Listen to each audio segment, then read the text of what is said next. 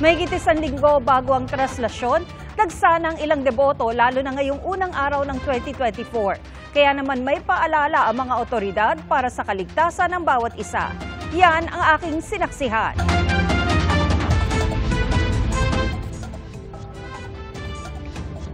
Okupado ng mga deboto ang halos kalahati ng Quezon Boulevard sa labas ng Quiapo Church.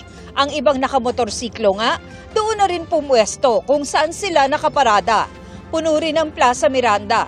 Kasama sa mga nakinig ng misa si Yel Bautista na 5 buwang buntis. Talagang nakalakihan na namin na dito kami talaga magsisimba. Alam ko po na magiging safe po kami ng baby ko pag nanganak ako. Pagkapanganak ko, talagang sisikapin ko na every Friday makapag-ano po kami dito, makapagsimba. May dasal din ang anak niya. Nag-pray ka ba kay Nazareno? Opo. Anong pinag-pray mo? Sana po meron po akong toy. Dahil marami ang nagsisimba rito, masaya ang mga nagtitinda sa labas ng simbahan. Noong nakaraan matumal. Ngayon, okay naman. Kayo ba deboto rin? Oo. Anong hinihiling nyo sa poon? Kalusugan. Para sa mga anak ko, sa mga apo ko.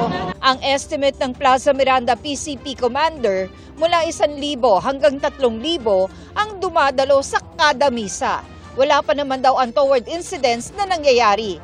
Pero payo pa rin niya sa mga magsisimba. Huwag po tayo magdala ng mga bagay na hindi naman dapat dalhin na makakasakit sa tao. Pangalawa po, huwag na po tayo magdala ng mga excess na pera. Yung mga bag po natin, pag-ingatan natin. Ang mga may sakit, pinapayuhan namang magsimba na lamang sa malapit sa kanilang bahay.